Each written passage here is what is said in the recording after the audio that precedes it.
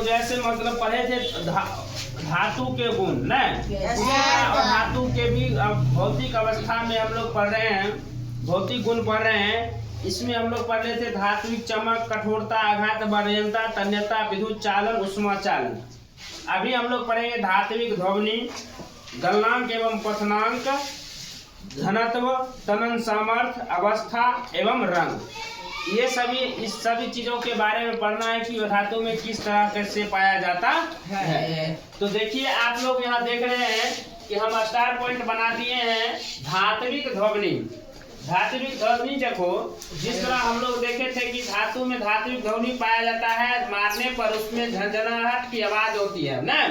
लेकिन यहाँ पर अधातु में क्या होता है, अधातु धात्विक ध्वनि उत्पन्न नहीं करता है। अधातु क्या करता है, धात्विक ध्वनि उत्पन्न नहीं करता है। यानी इस पर हम किसी प्रकार का चोट पहुंचाते हैं या उस पर मारते हैं ना, इस पर क्या होगा, किसी प्रकार का ध्वनि उत्पन्न नहीं होगा। जैसे मान लीजिए इसी को हम मारे तो इस पर कोई आवाज हमको नहीं हुआ, लेकिन अगर लोहा का न, एल्युमिनियम का, तांबा का धातु रहता न, उस पर हम हल्का सा उसको बजाते, जैसे देखते हैं आप लोग मंदिर में घंटी बजाते हैं कितना आवाज करता है, उसी तरह धातु को बजाने पर किसी प्रकार का आवाज उत्पन्न नहीं होता है।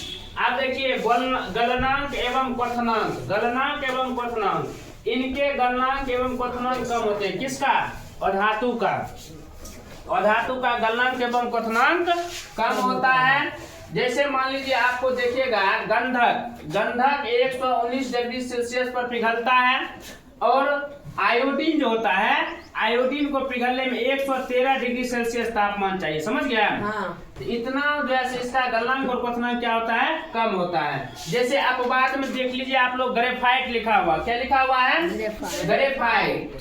आप देखिए ग्रेफाइट इसका गलनांक एवं क्वथनांक उच्च होता है। समझ गया? ये अपवाद में है, ये अधातु है लेकिन इसका जो है गलनांक और क्वथनांक उच्च होता है। समझ गया? आप देखिए यहाँ ध्यान से, घनत्व क्या है, घनत्व, धातुओं के घनत्व निम्न होते हैं। जैसे ग्रेफाइट बहुत सी धातुओं की अपेक्षा बहुत भारी होती है ना। अधातु का घनत्व क्या होता है, ज्यादा होता है। समझ गया? जैसे ग्रेफाइट अपवाद में दिया हुआ है उदाहरण में, जैसे बहुत सी धातुओं से, धातु से ज्यादा जो है भारी कौन होता है, ग्रेफाइट ना, अपेक्षा बहुत भारी होता है। आप देखो ध्यान से, तनन सामर्थ्य, उसमें भी हम लोग तनन सामर्थ्य पढ़े थे, यहाँ पर भी तनन सामर्थ्य पढ़ते हैं। कहता है अधातु का तनन सामर्थ्य बहुत कम होता है। क्या होता है, अधातु, धातु नहीं, धातु अलग था, इसमें हम अधातु पढ़ रहे हैं। अधातु का तनन सामर्थ्य बहुत कम होता है। समझ गया? हाँ। आप देखिए इसका अवस्था, किस अवस्था में रहता है अधातु। अधातु ठोस या गैस अवस्था में पाई जाती है। समझ गया? अधातु जो होता है या तो ठोस अवस्था में रहेगा या तो गैस अवस्था में रहेगा, द्रव अवस्था में नहीं पाया जाता। लेकिन एक ऐसा अधातु है जो द्रव अवस्था में पाया जाता है, जो ब्रोमीन है। कौन है, ब्रोमीन। यहाँ लिख दिए हैं ब्रोमीन, अपवाद में दिए हैं। ब्रोमीन अधातु रहते हुए ये द्रव अवस्था में पाया जाता है। समझ गया?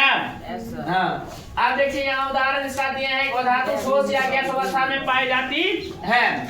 उदाहरण के लिए गंधक, कार्बन, आयोडीन आदि ठोस अवस्था में। देखो गंधक हो गया, कार्बन हो गया, आयोडीन हो गया, ये सभी कौन अवस्था में होता है, ठोस अवस्था में। कौन अवस्था में होता है, ठोस। लेकिन क्लोरीन और नाइट्रोजन गैस अवस्था में होता है। ये सब अधातु है। क्या है, अधातु है। ये ठोस अवस्था में, ये भी क्लोरीन नाइट्रोजन भी अधातु है, और ये गैस अवस्था में। लेकिन ब्रोमीन जो है, ब्रोमीन यह ठोस अवस्था में, ये द्रव अवस्था में होता है। यहाँ पर देखो गड़बड़, यहाँ पर द्रव होगा। समझ गया? ये क्या है, द्रव अवस्था में होता है। किस में होता है, हाँ। रुको, अब उसके बाद आगे पढ़ते हैं।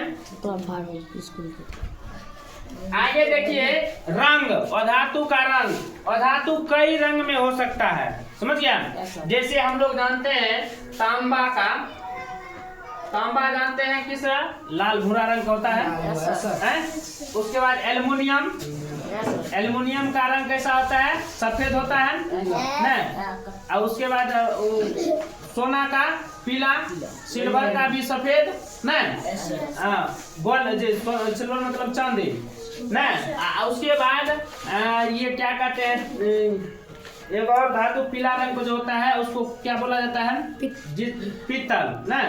ये सब का रंग एक निश्चित होता है ना, लेकिन अधातु का रंग निश्चित नहीं है, ये कई रंगों में हो जाता है। जैसे मान लीजिए गंधक, गंधक पीला रंग का होता है, क्लोरीन हरा पीला दोनों में होता है, फास्फोरस लाल या सफेद में मिलेगा आपको, तथा हाइड्रोजन एवं ऑक्सीजन का कोई रंग ही नहीं है, ये रंगहीन है। क्या है, रंगहीन नहीं। ये देखिए जैसे मान लीजिए अभी ऑक्सीजन हम लोग के वायुमंडल में ऑक्सीजन है, लेकिन हम उसको देख पाते हैं नहीं सर, नहीं देख पाते। क्यों, इसका रंग ही नहीं है। रंग अगर रहता तो दिखाई देता, रंग नहीं है इसलिए हम लोग को दिखाई नहीं देता है। समझ गया। तो ये हम लोग अभी पढ़े थे धातु के भौतिक अवस्था। क्या पढ़े थे, भौतिक गुण। या अब आगे पढ़ेंगे, अब आगे जो पढ़ेंगे इसमें पढ़ेंगे धातु के रासायनिक गुण। जैसे हम लोग जल और हवा से अभिक्रिया करके देखेंगे कि धातु को जल और हवा से अभिक्रिया होता है क्या बनता है ना। उसके बाद अम्ल से अभिक्रिया होगा, क्षार से अभिक्रिया होगा। इसी तरह से हम ये देखेंगे, फिर जानेंगे कि धातु का उपयोग कहाँ होता है। समझ गया। हम लोग धातु का उपयोग किस चीज में करते हैं, ये हो जाएगा जब उसके बाद तो हम लोग चलेंगे फिर जैसे उर्वरक के रूप में फलना चिलना जो जहाँ है, अभी कर्मक विस्फोटक ये सभी जो है पढ़ेंगे। समझ गया। इन सबों के बाद आपका ये चैप्टर क्लोज हो जाएगा। मात्र 2 दिन क्लास और चलेगा इस चैप्टर का। समझ गया। इसके बाद ये क्लास खत्म हो जाएगा। चलो ठीक है।